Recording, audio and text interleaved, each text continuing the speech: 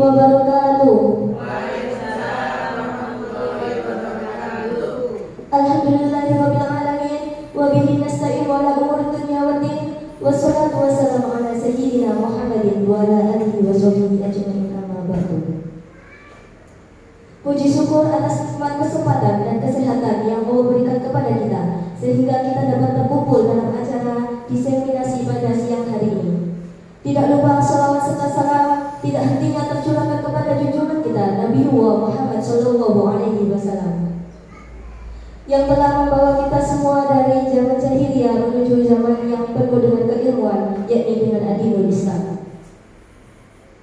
Yang terhormat Bapak Muhammad Munir Sarjana Pendidikan selaku Kepala Sekolah SDN 2 Jonosanur, yang terhormat kepada Ibu Ratna Kusumawati selaku Koordinator sekaligus pemateri diseminasi, yang terhormat Bapak Ibu Dewan Guru yang telah hadir pada acara pada siang hari ini. Hadirin yang terhormat, saya selaku pembawa acara akan membacakan paparan acara pada pagi hari ini.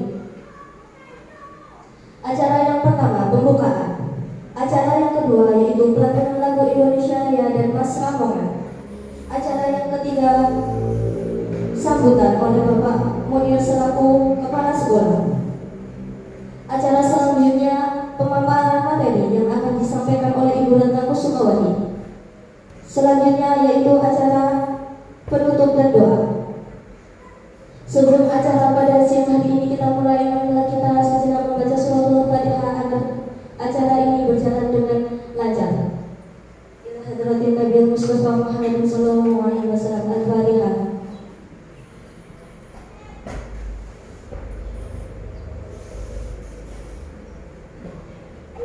Selanjutnya, marilah kita lanjutkan lagu Indonesia Raya dan Mas Ramongan yang akan dipandu oleh Ibu Dian Mariana Lestari Sarjana Pendidikan. Kepada Ibu Dian Mariana Lestari, waktu dan tempat dipersilahkan.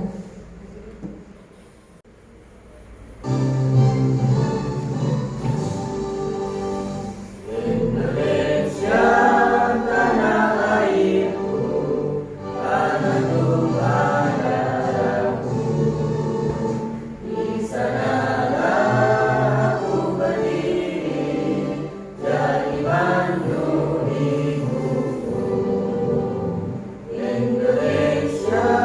Tuhan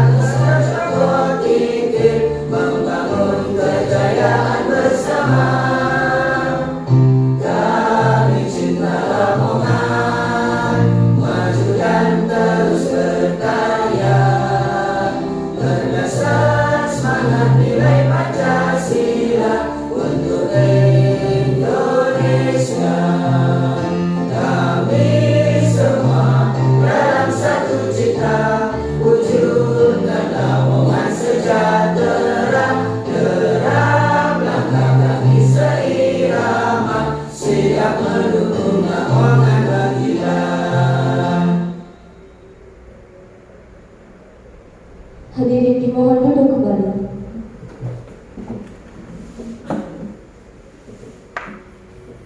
Acara berikutnya adalah sambutan yang akan disampaikan oleh Bapak Muhammad Munir Sarjana Pendidikan. Kepada beliau dipersilakan. Bismillahirrahmanirrahim. Assalamualaikum warahmatullahi wabarakatuh. Bismillahirrahmanirrahim. Hamdan syakirin, hamdan na'amin, hamdan yafi'na wa'alaika mazidah. Ya Rabbana alhamdu kama yalamiru dadari wa berkal ma'amin sallallahu. Alhamdulillah, puji syukur kehadirat Allah Subhanahu wa taala. Yang saya hormati Ibu Ratna Kusumawati, SPD, ibu-ibu, bapak-bapak, guru SD 2 Jatuh Sandur yang saya hormati dan saya banggakan. Alhamdulillah, puji syukur kehadirat Allah Subhanahu wa taala yang telah melimpahkan rahmat, hidayah dan inayahnya kepada kita semuanya, sehingga pada siang hari ini kita dapat berkumpul di kelas 6 ini berguna untuk melaksanakan kegiatan diseminasi yang akan dilaksanakan atau yang akan disampaikan oleh beliau rekan kita, teman CGP Angkatan 11 Bu Ratna Kusumawati SPD yang ada di samping saya ini. Mari kita ikuti bersama-sama nanti dengan seksama, dengan khusyuk. Jika nanti ada apapun hal yang akan disampaikan, kemudian ada pertanyaan apapun yang akan dilontarkan oleh beliau Bu Ratna, mari kita aktif untuk melaksanakannya. Mari kita akan kegiatan ini kita hidupkan, dan apapun yang akan disampaikan oleh beliau nanti kita bisa mempraktekkan dalam kehidupan atau dalam pembelajaran di kelasnya masing-masing. Begitu Bapak Ibu. Ya, mungkin itu saja yang dapat saya sampaikan. Semoga nanti bisa mengikuti sampai akhir. Assalamualaikum warahmatullahi wabarakatuh. Kepada Bapak Munir Sarjana Pendidikan diucapkan terima kasih. Acara selanjutnya yaitu pemaparan materi dengan tema disiplin positif yang akan disampaikan oleh Ibu Ratna Kusumawati, Sarjana Pendidikan Sekolah Dasar. Kepada Ibu Ratna Kusumawati, Sarjana Pendidikan Sekolah Dasar, dipersilahkan.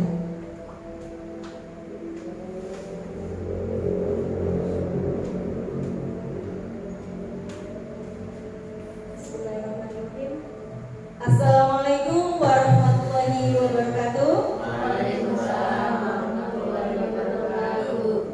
Selamat pagi. Pagi, luar biasa. Lamunan Mergilan. SD 2 Joko Sanur, cerdas, terampil, religius, ucos, tekun, asik. Iya, terima kasih Bapak Ibu guru hebat. Meskipun sudah siang, tapi semangat kita tetap seperti pagi hari. Baik Bapak Ibu, kepada yang terhormat Bapak Muhammad Munir SPD selaku Bapak Kepala Sekolah SD Negeri 2 Joko Sanur, yang saya hormati Bapak Ibu Dewan Guru SD Negeri 2 Joko Sanur, tak lupa Ibu Sukristin Prastiowati SPD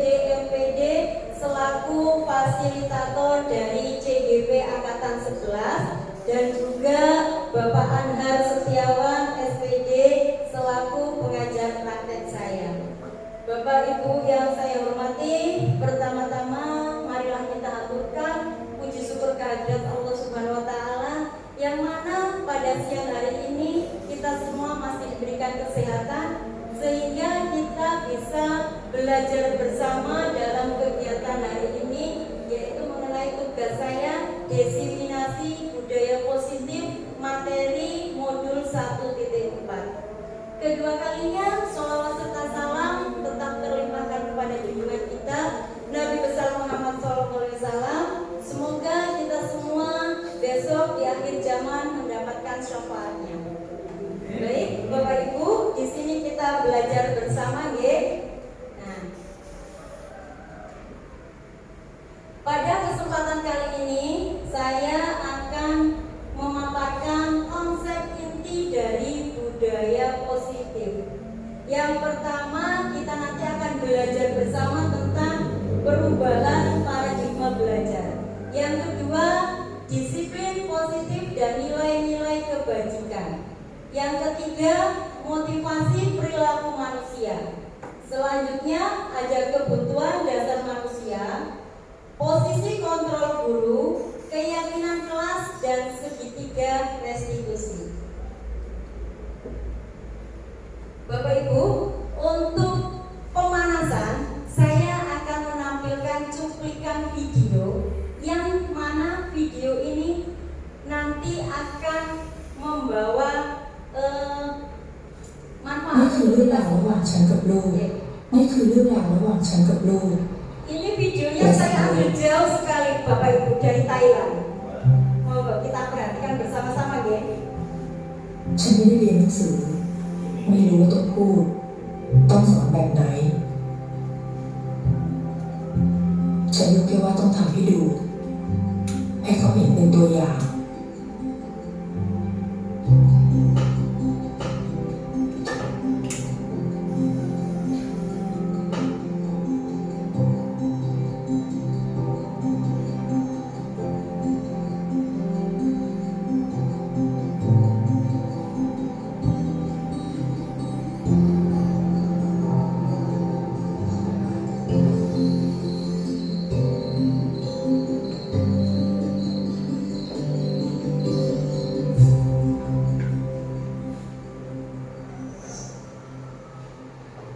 เป็นไงล่ะ อร่อยกว่าไอติมอีกใช่ไหม จ้าแม่ น่าทำขายนะแม่เนาะ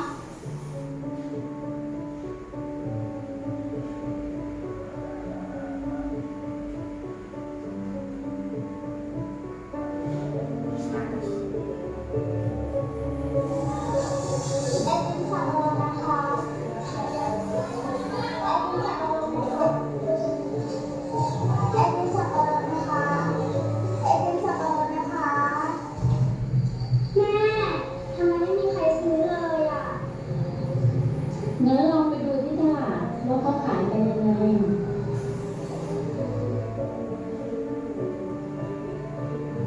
พี่ไม่จ้าเอามาหน้า3 บาท 10จ้า พี่จำนะพี่อร่อยๆนะพี่จำครับจ้า พี่ก็มาหน้าราคา3 บาท 10จ้า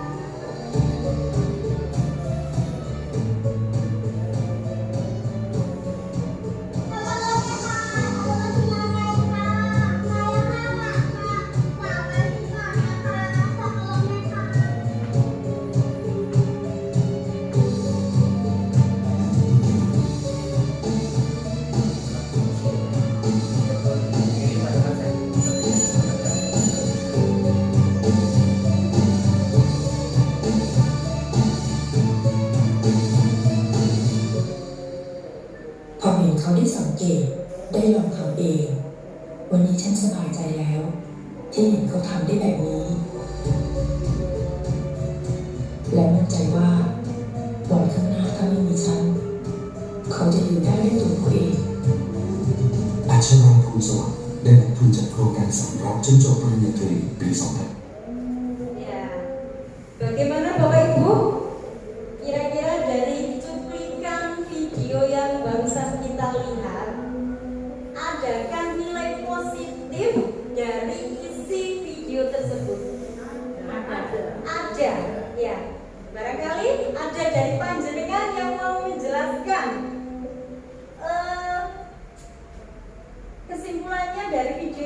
pembelajaran apa yang bisa kita ambil sebagai seorang pendidik, kita sebagai seorang guru dari pengalaman si anak itu tadi ya Bapak Ibu ya. Itu tadi kan dalam video diceritakan seorang ibu dan seorang anak yang menjual buah-buahan keliling ya. Dimana maunya si anak itu ngapain? Membantu ibunya. Tetapi dia tidak tahu ya bagaimana itu tadi nanas ini mau tak apakan ya. Aku mau membantu ibuku, tapi bagaimana caranya ya? Tapi dia tidak bisa. Si ibu melihat kemauan anaknya itu juga tidak bisa menjelaskan cara-cara detailnya karena ibunya itu tidak bersekolah. Apa yang dilakukan sama si ibu tadi? Apa yang dilakukan Bapak Ibu? Memberi contoh langsung. Si ibu mengambil buah nanas, kemudian mempraktekkan langsung bagaimana cara mengupas dan memotong buah nanas tersebut. Akhirnya sama si anak itu tadilah ya diikuti apa yang dicontoh dari ibunya. Baik. Nah, Bapak Ibu, di sini kita bisa menyimpulkan dari isi videonya. Salah satu cara terbaik dalam belajar adalah dengan learning by doing atau belajar dengan melakukan. Ya, sama. Jika kita pembelajaran terhadap anak hanya memberikan materi, transfer materi, ilmu yang kita ambil dari buku atau sumber-sumber lain, tetapi kita tidak memberikan kesempatan kepada anak untuk melakukan langsung, itu mungkin juga akan sia-sia. Seperti yang tadi, ya ibunya kurang pengetahuan karena tidak berpendidikan, tapi beliau itu langsung memberikan atau mempraktekkan langsung caranya kepada si anak. Akhirnya si anak itu tadi bisa mengupas dan memotong buah nanas. Yang kedua, kita bisa mengambil bahwa ketika siswa dihadapkan pada suatu masalah, pada hakikatnya siswa itu sedang diajarkan untuk belajar memecahkan masalah. Pada cuplikan video tadi, kira-kira masalah apa yang dihadapi oleh si anak cewek tadi? Ya, saat menjual es krim nanas itu tadi. Pertama yang kesulitannya adalah ketika dia mengupas. Nah, ketika dia sudah bisa mengupas buah nanas, bisa memotong-motong, akhirnya dia berinisiatif ingin menjual buah nanas. Apakah pada saat pertama kali dia menjual itu berhasil Bapak Ibu? Tidak. Iya. Nah, disinilah kita diajarkan untuk belajar memecahkan masalah. Anak itu punya masalah dalam pemasaran es krim yang dibuatnya dari buah nanas. Ya, tidak laku sama sekali. Akhirnya dia bilang ke ibunya, "Bu, es krimku tidak ada yang laku sama sekali." Apa Bapak Ibu tadi yang dilakukan sama ibunya terhadap anak tadi? Belum lihat pasar. Iya. Ibunya memberikan masukan atau memberikan solusi. Si anak itu tadi disuruh pergi ke pasar, di mana pasar itu adalah tempat bertemunya penjual dan pembeli. Nah, dari situ si ibu memberikan cara si anak memecahkan masalah. Nanti di pasar apa yang didapat sama si anak? Pengetahuan baru tentang bagaimana cara memasarkan, bagaimana cara menawarkan, atau bagaimana dia caranya supaya laku. Ini betul sekali Bapak Ibu. Dari situ kan berarti terjun langsung pengalamannya ke pasar. Bapak Ibu, yang ketiga, kesimpulan dari video tersebut adalah pilar penting dalam pendidikan adalah dengan mengajarkan siswa untuk mandiri dan belajar memecahkan masalahnya sendiri. Ya, apalagi saat ini semuanya itu kita sudah menggunakan kurikulum merdeka. Iya Bapak Ibu, jadi siswa itu merdeka, bebas untuk memilih gaya belajarnya masing-masing sesuai dengan bakat dan minat yang dimilikinya. Kita lanjutkan ya Bapak Ibu. Nah, Bapak Ibu, pembelajaran dengan paradigma baru sesungguhnya adalah pembelajaran yang dirancang dalam menghadapi perkembangan zaman dan tantangan abad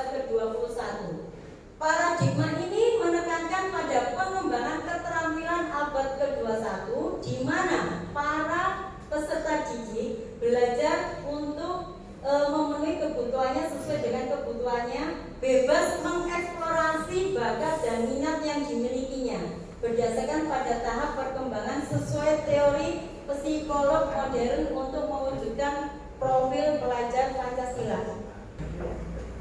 Bapak Ibu, kira-kira sekarang itu pembelajarannya itu sesuai dengan apa ya? Kita melakukan pembelajaran ke anak itu tujuannya mengarah ke apa? Betul sekali, mengarah ke profil pelajar Pancasila. Masih ingat ya Bapak Ibu, dimensi 6 dimensi pelajar Pancasila itu apa saja? Masih ingat? Biasanya lebih ingat lagi kalau dinyanyikan. Bagaimana dengan Pak Rizky? Saya minta untuk bantuannya memandu teman-teman. Masih ingat dengan lagu profil pelajar Pancasila? Silakan Pak Rizky. Kasihkan Bu Alisnya. Ayo kita nyanyi bersama ya Bapak Ibu ya. Ini. Nah, tanpa musik aja Pak Rizky langsung. 1, 2, 3. Pelajar Pancasila beriman dan bertakwa pada Tuhan yang esa dan berakhlak mulia, berkebinekaan global, gotong royong mandiri, kreatif dan bernalar kritis. Terima kasih. Tepuk tangannya Bapak Ibu. Terima kasih Pak Rizky. Kadang kita itu kalah ya Bapak Ibu sama anak-anak. Anak-anak itu hafal, kita kadang terbeli-beli. Tapi kalau kita nyanyikan bersama-sama, hafal nggih? Hafal. Lanjut ya. Nah, Bapak Ibu, di sini saya mempunyai beberapa pernyataan. Kira-kira Bapak Ibu setuju apa tidak ya dengan pernyataan yang pertama? Hukuman dapat mendisiplinkan siswa. Siswa yang melanggar peraturan, siswa yang tidak mentaati tata tertib baik di kelas atau di sekolah, itu bisa kita disiplinkan dengan suatu hukuman. Kira-kira setuju atau mboten dengan pernyataan ini Bapak Ibu? Setuju. Yang setuju angkat tangan? Setuju? 1, 2, 3, 4, 5, 6. Yang tidak setuju angkat tangan? 1, 2, 3. Banyak yang tidak setuju ya Bapak Ibu. Baik. Oh, banyak yang setuju, wow. Banyak yang setuju 6. Ternyata Bapak Ibu tadi memilih hukuman dapat mendisiplinkan siswa. Setuju. Kita lanjut ya yang kedua ya. Nanti kita bahas bersama, kita belajar bersama Bapak Ibu di sini. Yang kedua, pemberian hadiah itu dapat juga mendisiplinkan siswa. Siswa yang berprestasi, ya itu kita beri hadiah, ternyata dapat dapat mendisiplinkan siswa. Atau biasanya pagi hari kita ada kegiatan sholat duha ya Bapak Ibu ya. Nah, kita semua sudah paham bagaimana mengkondisikan siswa kita. Letet jam 7 itu berarti anak-anak harus ke musola. Kira-kira anak-anak langsung pamit ke musola apa mboten Bapak Ibu? Mboten. Terus ada yang punya inisiatif. Kelas 3 lho Bu, tak iming-iming hadiah. Pokoknya wis jam 7 anak kelas 3 duduk manis rapi di saf barisan sholat duha, engkau tak berikan hadiah. Kira-kira Bapak Ibu setuju apa tidak dengan pernyataan itu? Setuju lagi. Setuju lagi. Oke. Jadi anak kelas 3 nanti, wah, aku dapat hadiah dari guruku. Ayo, bahkan mereka sebelum bel itu pasti akan duluan, nggih. Saya tampil dulu nggih jawabannya. Yang ketiga, guru harus memberikan solusi untuk setiap siswa yang bermasalah. Setuju Bapak Ibu dengan pernyataan ini? Jika peserta didik kita punya masalah entah apapun itu ya, karena memang setiap siswa itu mempunyai latar belakang yang berbeda-beda. Tentunya kebutuhan mereka juga berbeda-beda. Jika ada siswa kita yang mempunyai masalah, kita harus mendampingi, kita harus mencarikan solusi. Setuju nggih? Setuju. Yang keempat, guru sebaiknya berperan sebagai teman.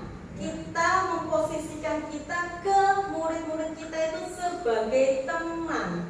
Kira-kira setuju no pemboten dengan pernyataan yang terakhir? Kalau kelas 1 ya setuju. Kalau kelas 1 setuju Bu, teman bermain. Nah, kita bahas satu-satu Bapak Ibu. Hukuman itu belum tentu dapat mendisiplinkan anak-anak Bapak Ibu. Nah, ternyata jika siswa kita yang melanggar peraturan atau tata tertib kelas, kita beri hukuman, itu belum tentu dapat mendisiplinkan siswa. Mengapa? Jika anak itu kita hukum, apakah keesokan harinya dia tidak akan mengulangi kesalahannya lagi? Masih mengulanginya lagi Bapak Ibu. Nah, begitu juga dengan pemberian hadiah. Saya selama ini juga berpikir bahwa dalam memotivasi siswa saya supaya mengarah ke budaya disiplin, dia bisa mendisiplinkan dirinya. Saya iming-iming dengan hadiah. Pokoknya sampai engko lek tertib nanggone musala, lek waya tampil, waya sholat duha, tak paringi hadiah atau keberatan. Itu hanya berlaku sehari 2 hari Bapak Ibu. Jika apakah kita setiap hari harus memberikan hadiah? Kan juga tidak ya, tidak mungkin ya Bapak Ibu. Lah, ternyata baik hukuman ataupun pemberian hadiah itu kurang efektif jika kita gunakan atau kita terapkan pada siswa kita. Mengapa pemberian hadiah itu tidak efektif? Jika esok hari kita tidak memberikan hadiah, apa kira-kira anak-anak bisa disiplin? Tidak. Wes lapo kok kondisi inang musola gak ono hadiah ya itu. Lapo baris rapi-rapi, hadiah wes gak dikei maneh itu. Seperti itu Bapak Ibu. Kira-kira setuju nggih? Ternyata hukuman dan pemberian hadiah adalah tidak tepat jika selalu kita terapkan pada siswa kita. Memberikan solusi untuk setiap siswa yang bermasalah. Betul sekali Bapak Ibu guru. Jadi kita sebagai guru adalah orang tua kedua bagi peserta didik kita di sekolahan. Apapun permasalahan yang dihadapi oleh peserta didik kita harus mendampingi. Kita tanyakan dulu permasalahannya, bahkan kita itu jangan langsung memberikan solusi, tetapi kita memberikan pertanyaan bermakna pada siswa supaya dia bisa mengatasi masalahnya sendiri. Ini nanti kita belajar bersama lebih lanjutnya di segitiga restitusi. Kalau yang nomor 4, guru sebaiknya berperan sebagai teman. Kira-kira Bapak Ibu guru kalau setiap hari sebagai teman anak-anak, tidak ada pembeda mana guru mana siswa, kira-kira berjalan lancar apa tidak ya? Tidak, betul sekali. Jadi kita sebagai guru memposisikan sebagai teman itu melihat situasi dan kondisi. Betul sekali Bapak Ibu guru. Tidak semua situasi itu kita harus nyemplung ke dunianya anak-anak sebagai teman, tidak. Terkadang kita juga harus tegas, harus ya ceriwis, ya juga harus itu bermain ke sama anak-anak. Seperti Bunda Min kalau kelas 1 selalu jadi teman bermain untuk anak-anak. Jadi pernyataan yang nomor 4 ini, guru sebaiknya berperan sebagai teman melihat situasi dan kondisi. Bagaimana Bapak Ibu dari keempat pernyataan ini bisa kita terima bersama nggih? Siap. Lanjut. Nah, apa sih itu budaya positif di sekolah? Kita semua tidak asing ya Bapak Ibu dengan kalimat positif, disiplin positif, budaya positif. Nah, kira-kira menurut panjenengan semua budaya positif di sekolah itu yang bagaimana? Ya silakan Bu Mufa. Budaya positif di sekolah itu bagaimana? Ada mic-nya satu lagi kok bisa dioper-oper. Nah, siap. Nah, kalau menurut saya, dinyalakan dulu Bu mic-nya Bu.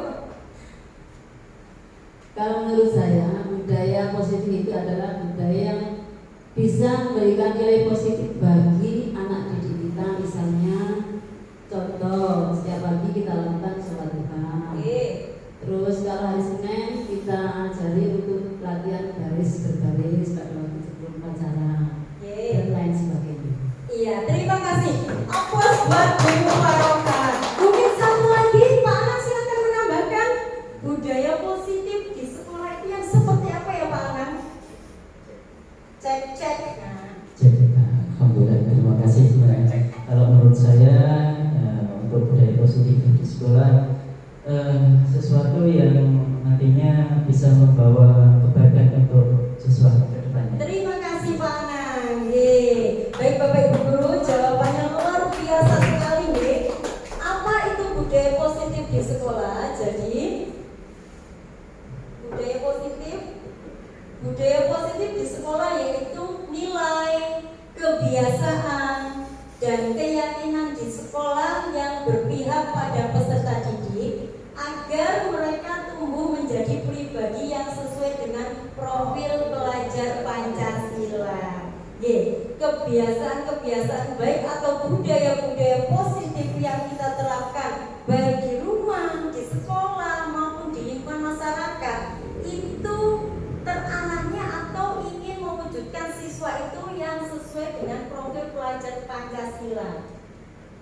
Selanjutnya di sini juga budaya positif itu salah satu cara Bapak Ibu yang dapat digunakan atau yang dapat bertujuan untuk menumbuhkan kesadaran serta memberdayakan peserta didik tanpa penghargaan, hukuman ataupun ancaman. Jadi kembali lagi ke slide yang tadi ya, ternyata hukuman, pemberian hadiah ataupun ancaman itu tidak akan menjadikan anak itu sadar tentang pembiasaan kebudayaan positif. Dalam hal ini nanti ada kaitannya dengan motivasi eksternal dan internal yang muncul pada diri peserta didik supaya mereka sadar betul akan membiasakan kebiasaan atau budaya positif di sekolahnya. Sebenarnya tidak di sekolah saja ya Bapak Ibu, kalau budaya positif ya dimanapun kita berada itu harus membiasakan budaya positif. Sehingga Bapak Ibu di sini sebagai pendidik tujuan kita adalah menciptakan peserta didik yang memiliki disiplin diri sehingga mereka berperilaku mengacu kepada nilai-nilai kebajikan universal dan memiliki motivasi intrinsik dalam perubahan perilaku ke arah yang lebih baik. Ya, kita nanti mengenal motivasi intrinsik dan eksternal. Kalau motivasi eksternal yang itu tadi Bapak Ibu, yang di awal yang sudah kita singgung itu tadi, anak akan membiasakan diri untuk disiplin positif atau melakukan hal-hal yang baik karena ada apa ya Bapak Ibu? Hadiahnya. Karena ada iming-iming hadiah. Eksternal, aku tak rene cek api, cek oleh hadiah, saya tak terkendali biar dapat hadiah. Itu tidak dari dirinya sendiri karena dia mengharapkan hadiah. Tetapi kalau motivasi intrinsik dari dalam dirinya sendiri, dia itu yakin saya seperti ini nanti akan menimbulkan nilai-nilai kebajikan.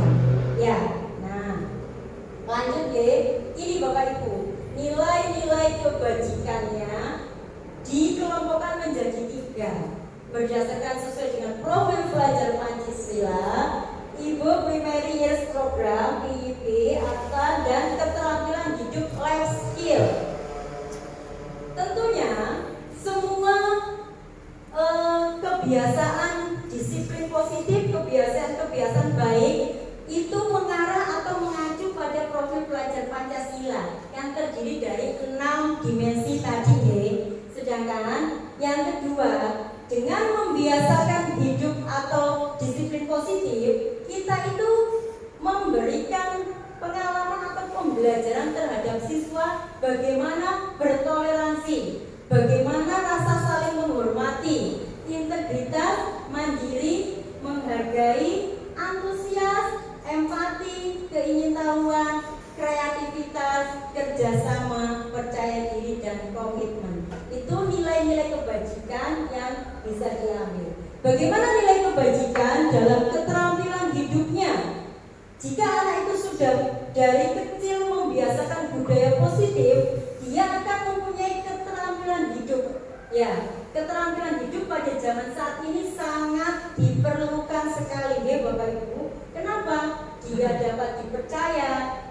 masyarakat ataupun di kelompok-kelompok bermainnya, anak itu dipercaya hatinya lurus, pendengaran yang aktif, tidak merendahkan orang lain dan memberikan yang terbaik untuk dirinya sendiri dengan motivasi intrinsik yang dimilikinya. Lanjut. Bapak Ibu kelihatannya kok tegang sekali, ngantuk? Ngantuk. Supaya tidak ngantuk, sekarang saya ajak bermain. Nah, cara bermainnya bagaimana? Ini saya jelaskan. Coba Anda bayangkan bahwa Anda menyimpan sesuatu yang sangat berharga di dalam kepala tangan Anda. Mana Bapak Ibu tangan kanannya? Di kepala erat-erat ya Bapak Ibu. Coba panjenengan bayangkan yang ada di dalam tangan panjenengan ini harta yang paling berharga. Intan berlian boleh, suami atau istri boleh kita genggam supaya tidak lepas. Ya, Anda perlu menjaga benda tersebut sekuat tenaga Anda karena begitu pentingnya untuk kehidupan Anda. Iki lho tak cekele, cek dioyo wong liya. Nah, nggak tahu di dalam sini itu ada apanya ya. Terus kemudian tugas rekan Anda adalah mencoba dengan segala cara untuk membuka kepala tangan Anda. Nah, kita praktekkan di depan. Pak Munir bisa satu dengan Pak Rizky. Ya, Pak Munir sama Pak Rizky. Dan Pak Anang. Kira-kira apa ya Pak Munir yang ada di kepala tangan panjenengan apa ya? Pak Munir ini ya Bapak Ibu, Pak Munir ini menjaga sesuatu di genggaman tangannya. Kira-kira siapa yang jenengan pertahankan ini? Kunci surga. Kunci surga Bapak Ibu. Nah, kuncinya surga ini loh mau dioyok sama Pak Rizky. Bagaimana cara Pak Rizky merayu Pak Munir supaya membuka kunci surga nih? Kalau soal kunci surga itu bumono ya Pak Rizky. Wah, monggo silakan. Bagaimana caranya? Nah, Gak dipaksa. dirayu boleh. Dipaksa boleh. Dikit-dikit boleh. Jangan kopi. Masih banyak berharga. Masih berharga kunci surga daripada diajak kopi. Wah, mengeluarkan Kalau kopi saya punya 50 juta Bapak Ibu. Kurang katanya. Kurang. Diambilkan lagi Pak Rizky. Masih kurang ini. Wah, 30.000. Iya. Bagaimana Pak Munir? Kunci surga yang dipertahankan. Aku nggak bisa masuk surga loh. Ya, tepuk tangan Bapak Ibu untuk ilustrasi.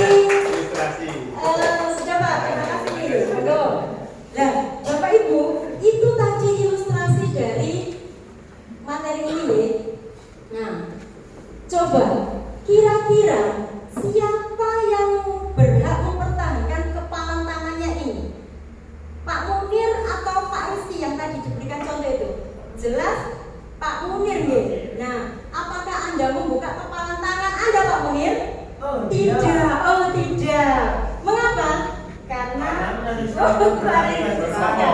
Nah, apakah Anda menutup kepala tangan Anda? Iya. Sampai kuat kenceng dikasih uang 100.000 tidak gak dibuka ya Pak Rizky ya? Nah, dalam kegiatan ini sesungguhnya siapa yang memegang kendali atau kontrol untuk membuka atau menutup kepala tangan? Kita sendiri Bapak Ibu. Jadi kita mempunyai suatu kontrol diri terhadap diri kita sendiri. Sama Bapak Ibu. Ini juga berlaku untuk siswa kita. Kita itu tidak bisa mengontrol anak. Kamu harus ke sana, kamu harus ke sini, kamu harus begini. Itu ternyata tidak bisa Bapak Ibu. Yang bisa mengontrol dirinya sendiri ya hanya kita sendiri. Nah, Bapak Ibu, psikiater dan pendidik Dr. William Glasser menuliskan dalam bukunya untuk meluruskan tentang teori kontrol Bapak Ibu. Di sini ilusi guru mengontrol murid. Aku ini guru, kamu itu murid.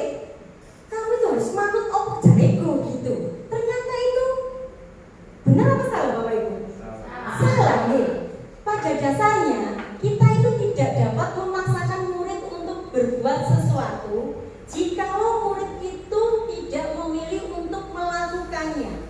Walaupun tampaknya guru sedang mengontrol perilaku murid, hal demikian terjadi karena murid sedang mengizinkan dirinya dikontrol.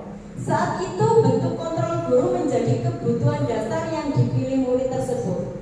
Teori kontrol menyatakan bahwa semua perilaku memiliki tujuan, bahkan terhadap perilaku yang tidak disukainya. Dari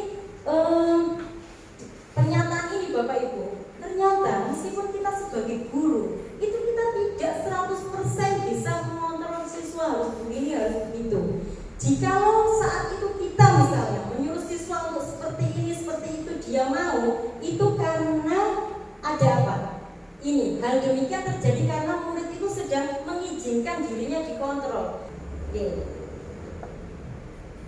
Ilusi yang ketiga, bahwa kritik itu dapat membuat orang merasa bersalah, dapat menguatkan karakter. Ilusi bahwa kritik dan membuat orang bersalah dapat menguatkan karakter. Menggunakan kritik dan rasa bersalah untuk mengontrol murid menuju pada identitas gagal, Bapak Ibu. Mereka belajar untuk merasa buruk tentang diri mereka. Mereka mengembangkan dialog diri yang negatif. Kadangkala sulit bagi guru untuk mengidentifikasi bahwa mereka sedang melakukan perilaku ini karena serangkaian guru cukup menggunakan suara halus untuk menyampaikan pesan yang negatif. Wes, apa ini ya Bapak Ibu ya? Bapak Ibu, biar semangat tidak ngantuk, kita rileks sebentar ya Bapak Ibu ya. Nah, saya minta izin untuk Bapak Ibu berdiri, kita bergoyang bersama ya Bapak Ibu. Ice breathing dulu. Ada yang mau membantu saya jadi model di depan, silakan. Pak Ana monggo. Monggo. Budian silakan, kita bersama-sama di depan sini. Ya, silakan. Monggo Bu Ana, kita bertiga. Monggo Bapak Ibu, ayo Bu. Nggih. Silakan. Nah, sini nggih. Oh iya, ke sini. Ya, kelihatan semua nggih. Siap? Ayo Pak, semangat. Kapan lagi kita bergoyang bersama?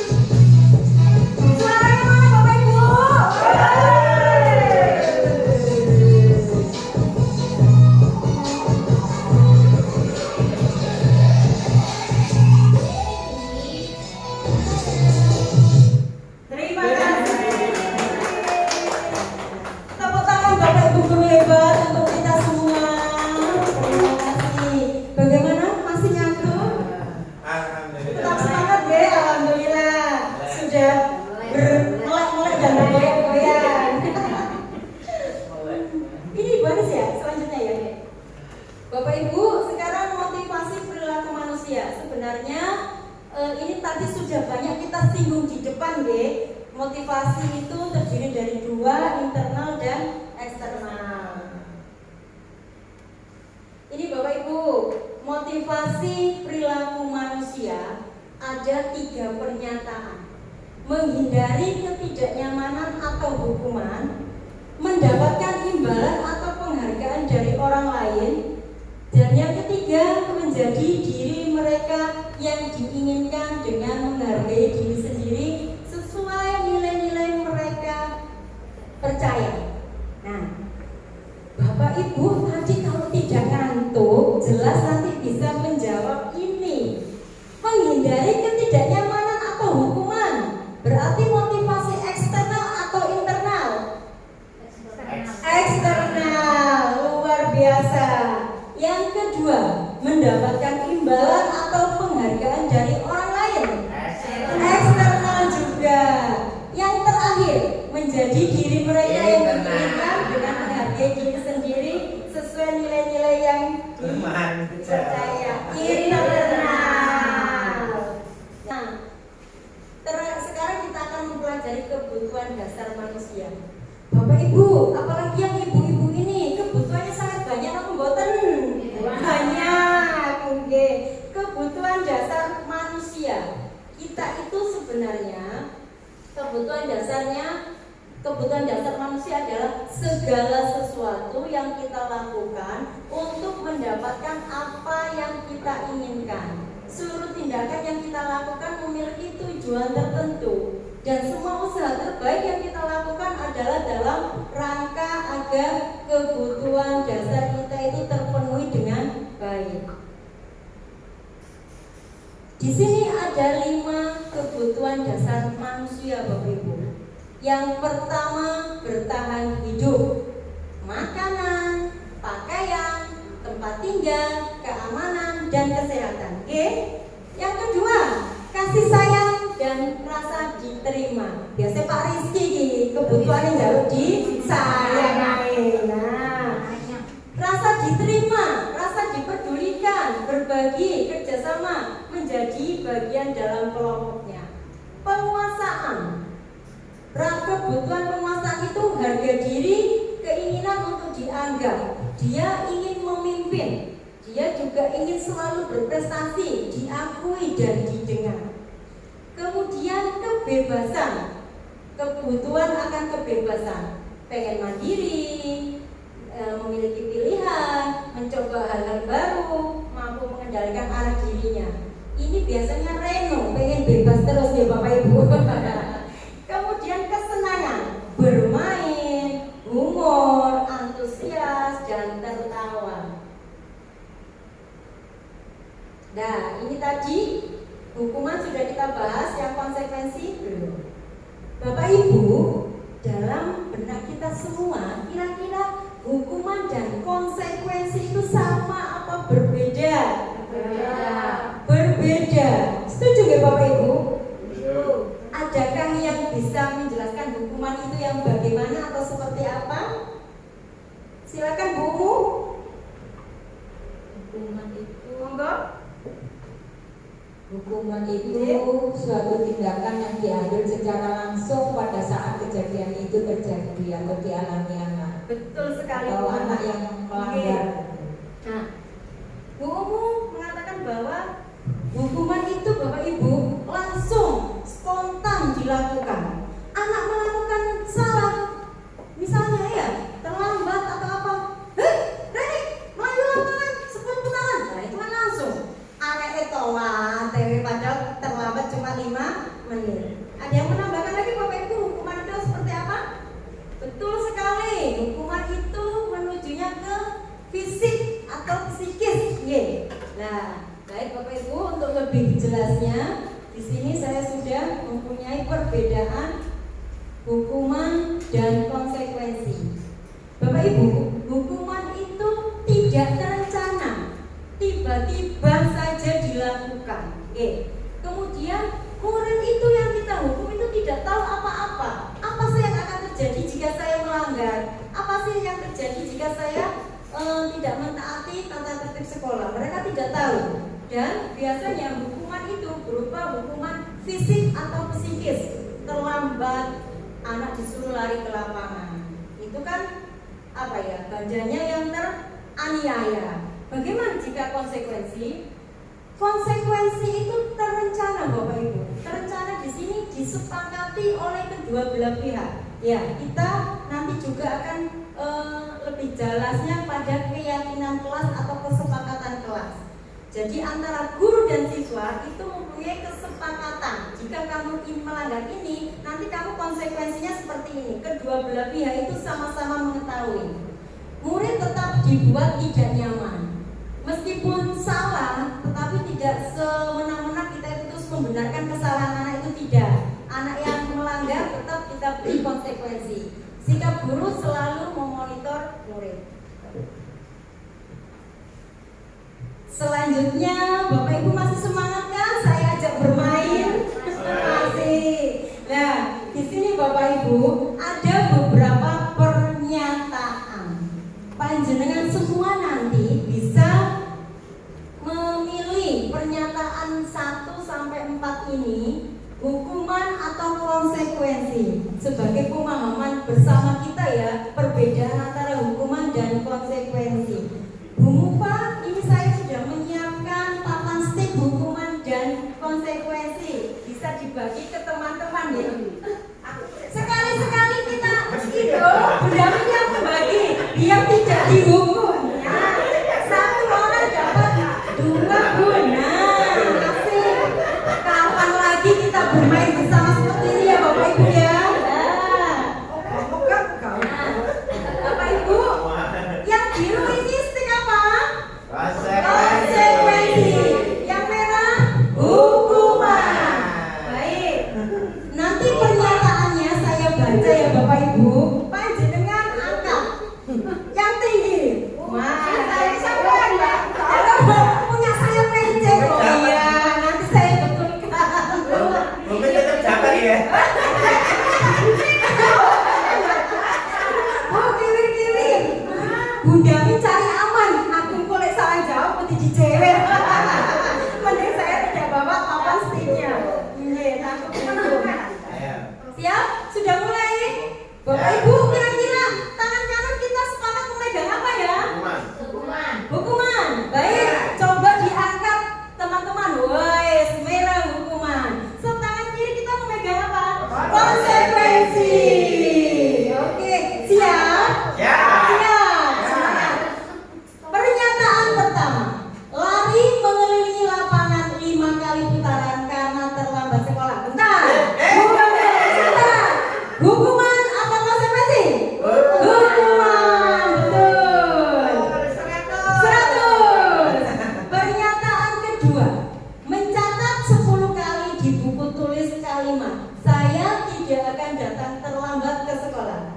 Hukuman apa konsekuensi? Hukuman. Ayo, hukuman apa konsekuensi? Menulis saya. Menulis ya. Menulis. Lebih tepatnya ke konsekuensi Bapak Ibu. Konsekuensi. Kan hanya menulis 10 kali, tidak berlari-lari. Ketiga, membersihkan coretan yang dibuatnya di meja. Konsekuensi. Oke.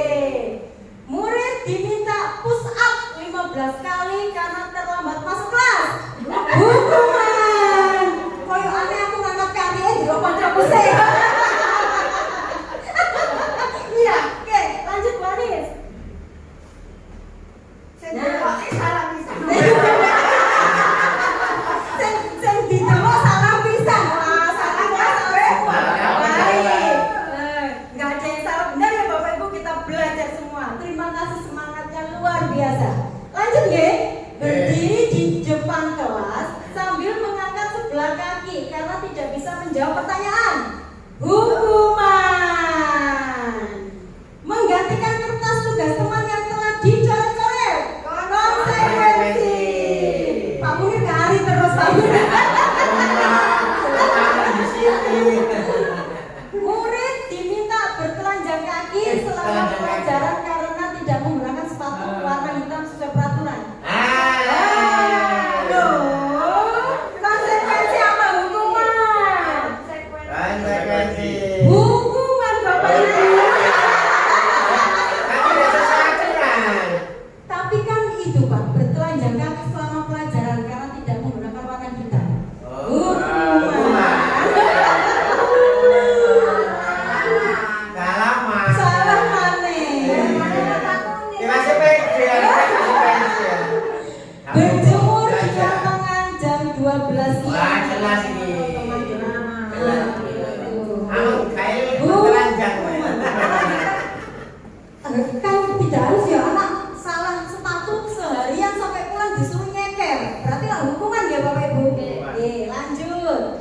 Ini permainan yang terakhir. Kehilangan 10 menit jam istirahat untuk mengerjakan tugas karena terlambat datang dan tertinggal. Konsekuensi. Pak Anak kenapa merah sendiri ya? Jawabannya Pak Anak salah ngangkat Bu. Salah ngangkat Bu. Oke. Lari mengelilingi lapangan 2 kali. Kita cermati. Lari mengelilingi lapangan 2 kali karena terlambat 10 menit saat pelajaran PJOK. Konsekuensi apa hukuman? Aku kok bingung jawab tadi. Ini.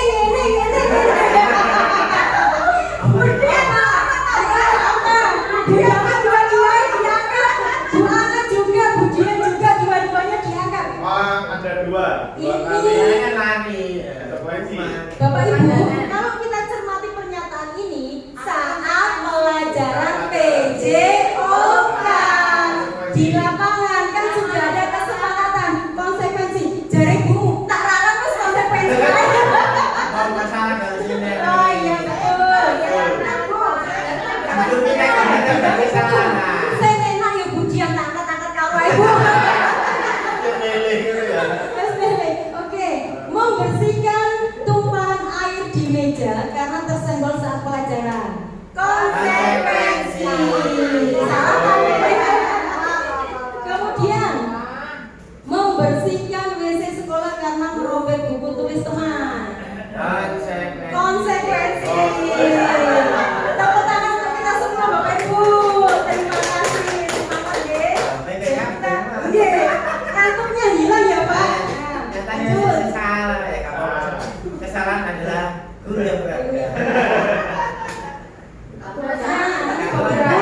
Lima posisi kontrol guru. Bagaimana sih apa saja kita sebagai guru memposisikan diri yang seperti apa? Sebagai guru kita mempunyai 5 posisi kontrol. Sebagai penghukum, membuat anak merasa bersalah. Sebagai teman, pemantau, dan manajer. Hukuman sama teman tadi sudah kita bahas ya. Tapi kita bahas selanjutnya. 5 posisi kontrol. Bapak Ibu, kita lihat posisi guru dari kelima itu tadi.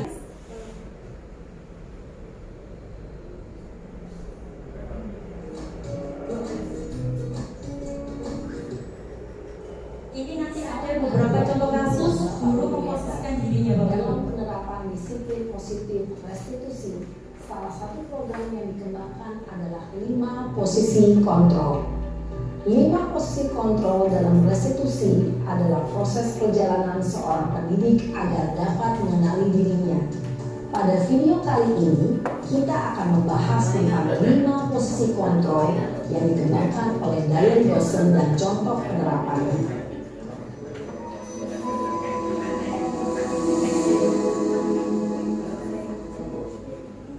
5 posisi kontrol itu adalah 1. Posisi penghukum, 2. Posisi pembuat merasa bersalah, 3. Posisi teman, 4. Posisi pemantau atau monitor, dan 5. Posisi manajer. Untuk lebih memahami 5 posisi tersebut, mari kita saksikan kasus Naren yang terlambat hadir 20 menit di sekolah dan melihat bagaimana kelima posisi kontrol dalam menghadapi masalah tersebut.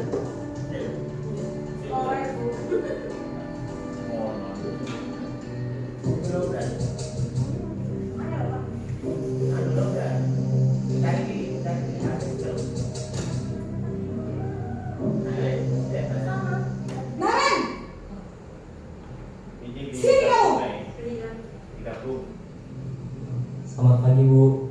Selalu terlambat. Kamu deh, pasti terlambat.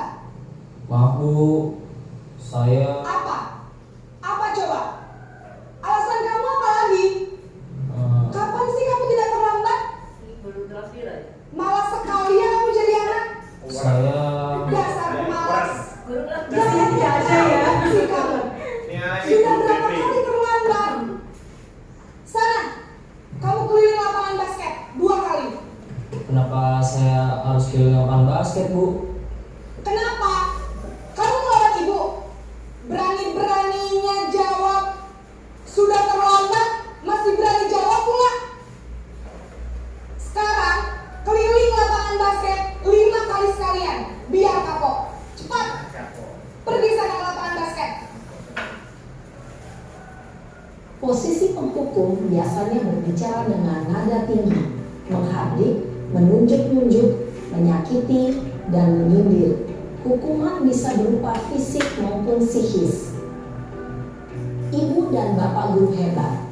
Dampak yang terjadi pada murid ketika guru berada pada posisi penghukum adalah murid cenderung akan memberontak, bahkan menyimpan dendam.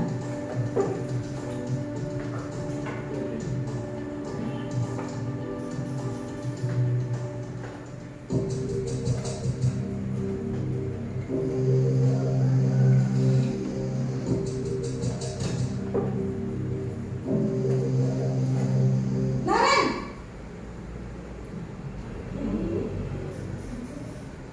Selamat pagi, Bu. Naren. Kamu kenapa terlambat lagi, nak? Ya Tuhan, Naren. Kamu senang ya bikin ibu susah ya? Kalau kamu terlambat lagi, nanti ibu yang ditegur bapak kepala sekolah, nak. Disangka ibu tidak bisa membina kamu.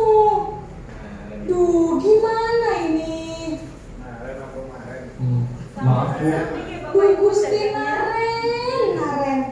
Kamu suka ya kalau ibu tegur bapak kepala sekolah? Terus, sekarang ibu harus tulis apa ini di buku absen? Ini kamu sudah sering terlambat loh. Ibu harus apa coba? Maaf, Bu. Maaf sekali. Ya sudah, lain kali jangan bikin ibu susah lagi ya nak ya. Ibu tidak akan kuat lagi kalau kamu begini terus. Bisa jantungan kalau ibu ditegur bapak kepala sekolah. Sana cepat ke kelas. Maaf ya, Bu.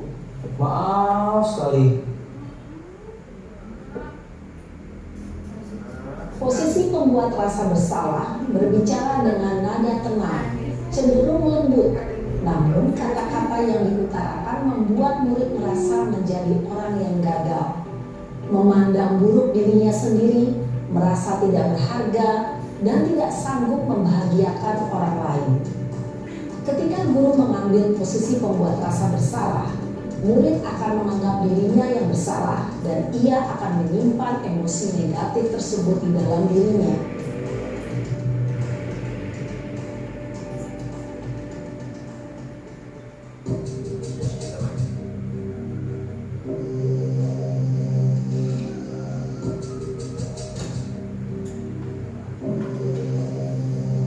Naren! Naren dapet ya, Bu. Selamat pagi, Bu. Wah, sudah terlambat nak. Terlambat lagi ya sayang. Iya, Bu. Habis ibu saya lupa bangunkan saya, Bu. Kamu malah menyalahkan ibu kamu. Kamu bukannya anak yang larinya paling kencang. Kok terlambat sih? Iya, Bu. Saya memang terlambat bangun tadi. Jadi biarpun saya lari kencang, tetap gak kekejar, Bu. Ya sudah sana. Nanti lain kali larinya lebih kencang lagi ya. Biar gak terlambat lagi. Bikin seneng ibu. Demi ibu. Bisa kan? Bisa lah, Bu. Ya sudah sana masuk kelas. Ibu beresin urusan absen kamu. Kamu ini ada-ada saja. Dalam posisi teman, guru berbicara dengan nada suara ramah, akrab, cenderung bersenda gurau untuk menjaga suasana tetap santai. Murid akan merasa senang, aman, dan akrab dengan guru. Identitas yang tercipta adalah identitas sukses atau berhasil. Namun, perlu diingat, karena ini masih dorongan eksternal, maka ada faktor ketergantungan dari murid kepada orang tertentu. Di sini guru absennya, sehingga di lain waktu murid bisa berperilaku baik, namun hanya kepada orang-orang tertentu saja.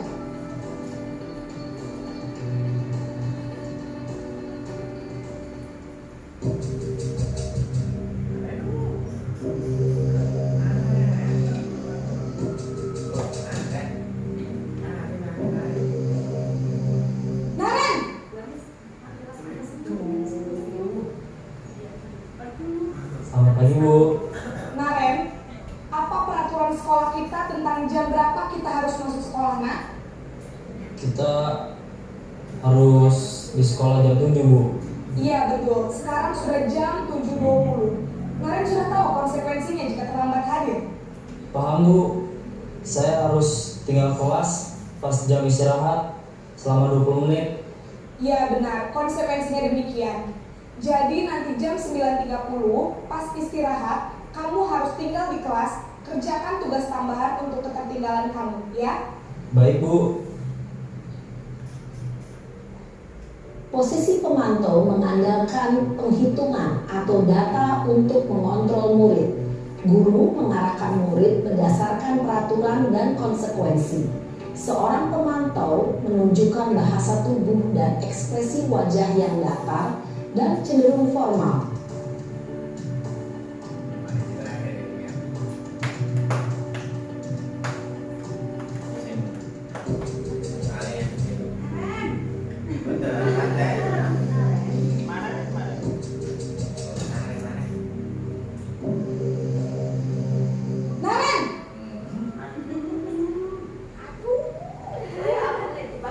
Selamat pagi Bu. Maaf Bu, saya terlambat. Iya, sekolah masuknya jam 7, sekarang sudah jam 7.20. Jadi sekarang bagaimana ini, Naren? Maaf Bu, saya lupa alarm saya semalam. Baiklah, menurut kamu, keyakinan sekolah yang mana yang perlu kamu tingkatkan? Menghargai diri sendiri dan orang lain mungkin ya Bu. Setuju. Jadi, apakah Naren meyakini prinsip saling menghormati tersebut? Iya Bu, saya meyakininya. Apakah Naren bersedia memperbaiki masalah keterlambatan ini? Bersedia Bu. Bagaimana kamu akan memperbaiki masalah keterlambatan ini? Saya akan coba untuk tidak lupa menyetel alarm saya Bu. Baik, kalau Naren lupa menyetel alarm di rumah, ada orang yang kira-kira bisa bantu mengingatkan tidak? Ada Bu, kakak saya, Kak Emma. Ada lagi selain Kak Emma? Selain Kak Emma, ada ibu saya. Baik, jadi yang mengingatkan Naren adalah Kak Emma dan ibu kamu ya? Kira-kira akan mulai start alarm kapan nih Naren? Setelah pulang sekolah, akan segera saya lakukan. Baik, jadi Naren akan setel alarm untuk bangun besok pagi dan akan diingatkan oleh kakak dan ibunda Naren ya. Ada lagi yang mungkin perlu dilakukan Naren agar tidak terlambat bangun lagi? Tidak ada Bu. Baik Naren, terima kasih untuk kerjasama kamu. Sekarang kamu perlu kembali ke kelas untuk belajar. Baik Bu, terima kasih. Posisi manajer adalah posisi kontrol yang disarankan untuk membimbing murid memiliki sikap disiplin yang positif, yaitu murid yang mandiri, bertanggung jawab, dan dapat memecahkan masalah. Tujuan dari posisi ini adalah agar murid dapat berefleksi atas tindakannya. Guru akan dengan tulus memberikan pertanyaan-pertanyaan bermakna, sehingga membuat murid dapat belajar dari kesalahannya dan mencari sebuah solusi untuk menyelesaikannya. Ibu dan Bapak guru hebat, setelah mengamati adegan kelima posisi kontrol tadi, kira-kira posisi mana yang paling ideal? Posisi mana yang dapat menunjang motivasi intrinsik murid? Ya, tentu posisi manajer. Posisi ini memang posisi ideal yang ingin dituju setiap pendidik. Pada posisi inilah, guru dapat menerapkan disiplin positif yang berpihak pada murid, yang memerdekakan murid. Perjalanan seorang pendidik tentunya tidak mudah untuk sampai pada posisi seorang manajer. Namun, tujuan kita pasti, yaitu menciptakan murid-murid yang mandiri, merdeka, dan bertanggung jawab. Semoga penggambaran 5 posisi kontrol yang telah diperlihatkan ini dapat menjadi ajang refleksi bagi kita semua, agar dapat terus mengasah dan menerapkan disiplin positif yang memerdekakan murid. Mari terus berlatih dan bersemangat. Selamat menerapkan. Salam dan bahagia Ibu dan Bapak guru hebat. Nah, kita memberi kasih dulu Bapak Ibu. Nah, kemudian Kemudian itu tadi dari kelima posisi kontrol, yang paling tepat adalah posisi kontrol manajer. Selanjutnya ini belajar bersama terakhir tentang segitiga restitusi. Lah, segitiga restitusi proses menciptakan kondisi bagi peserta didik untuk memperbaiki kesalahan mereka sehingga mereka bisa kembali pada kelompok mereka dengan karakter yang lebih kuat. Gosen 2004 dalam LMS Guru Penggerak modul 1.4 budaya positif. Oke. Bapak Ibu, tadi kita sudah mengetahui bahwa 5 posisi kontrol yang paling baik bisa diterapkan adalah posisi kontrol manajer. Di sini posisi kontrol seorang guru sebagai manajer, yaitu guru melakukan kerjasama dengan siswa, memberi mereka tanggung jawab atas perilaku mereka dan mendukung mereka dalam menemukan solusi atas masalah yang mereka hadapi. Lanjut. Di mana sebagai seorang siswa, posisi manajer ini mengacu pada restitusi yang memungkinkan siswa menjadi manajer bagi diri mereka sendiri dan menciptakan identitas positif serta keberhasilan dalam diri mereka. Kalau kita berbicara tentang segitiga restitusi, tentunya segitiga ada 3 tahapannya. Dalam menyelesaikan masalah siswa yang ada kaitannya kita sebagai guru dalam posisi manajer, yaitu yang pertama, tahapan pertama menstabilkan identitas, yang kedua memvalidasi tindakan yang salah, yang ketiga menanyakan keyakinan. Dari ketiga tahapan itu Bapak Ibu, di sini bisa dijabarkan. Menstabilkan identitas ini bertujuan untuk mengubah identitas anak yang gagal karena melakukan kesalahan menjadi orang yang sukses. Jika murid kita melakukan kesalahan, itu tidak langsung semata-mata kita jebroskan jadi anak yang gagal, jadi anak yang merasa bersalah, tapi tidak. Kita harus merubah mindset itu menjadi orang yang sukses. Dari merasa sendiri dan merasa sedih dan emosional hingga mampu menggunakan fungsi rasionalnya. Pada validasi tindakan yang salah, kita itu sebagai guru harus melakukan proses memahami kebutuhan apa yang sedang berusaha dipenuhi oleh siswa tersebut. Bukan berarti menguatkan tindakan salah itu pantas dilakukan, tetapi di sini lebih menguatkan pemahaman terhadap alasan dari si murid itu melakukan kesalahan tersebut. Yang terakhir, menanyakan keyakinan. Proses di mana murid menghubungkan dirinya dengan nilai-nilai yang dipercayainya. Sebagai contoh responnya, menstabilkan identitas, nanti kita bisa melakukan komunikasi dengan siswa. Berbuat salah itu tidak apa-apa, nah. Setiap manusia pasti pernah melakukan kesalahan. Itu menstabilkan identitas. Jadi anak yang salah itu kan terus tidak merasa salah. Oh gitu. Kemudian validasi tindakan yang salah. Nah, kamu berbuat itu tadi loh, pasti kamu punya alasannya. Kira-kira kenapa ya kamu tadi kalau misalnya bertengkar dengan si A, si B, nanti anak akan bercerita, saya bertengkar karena gini. Anak akan mengungkapkan sendiri kesalahannya.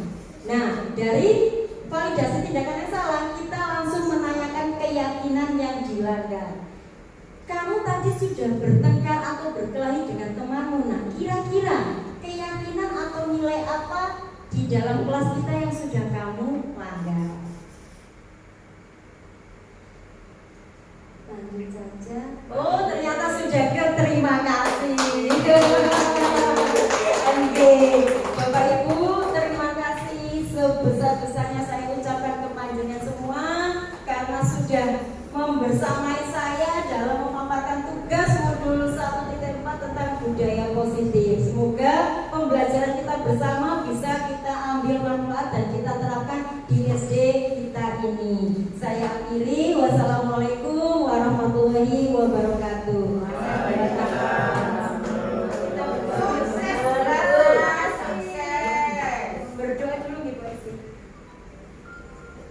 Demikian adalah presentasi dari Bu Ratna. Semoga dengan materi yang disampaikan dapat meningkatkan kualitas kita sebagai guru. Selanjutnya adalah penutup yang akan disampaikan dengan doa oleh Ibu Mufarohah, sarjana agama. Kepada Ibu Mufarohah dipersilakan. Ibu-ibu, mari kita baca doa bersama-sama agar pembelajaran ini bermanfaat untuk kita semuanya dan bisa kita praktekkan di sekolah kita.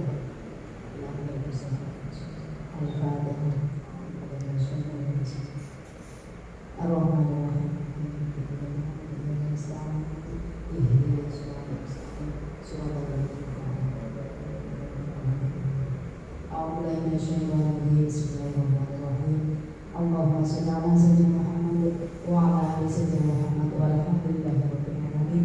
Rabbi firli wa li walidayya Muhammad wa barik surah. Allahumma inna nas'aluka 'ilman nafi'an. Allahumma inna nas'aluka 'ilman nafi'an. Allahumma yassir lana umurana fid dunya wal akhirah. Allahumma al-haqqa warzuqna bid'ah wa al-batina warzuqna salabah. Rabbana zalamna anfusana wa illam taghfir lana wa tarhamna lanakunanna minal khasirin. Rabbi shrah li sadri wa yassir li amri wahlul 'uqdatam min lisani yafqahu qawli. Rabbana atina fid dunya hasanah wa fil akhirati hasanah wa qina 'adzabannar wa la tuzigh bi rahmatika ya aziz ya ghaffar. Wa sallallahu ala sayyidina Muhammad walhamdulillahi rabbil alamin.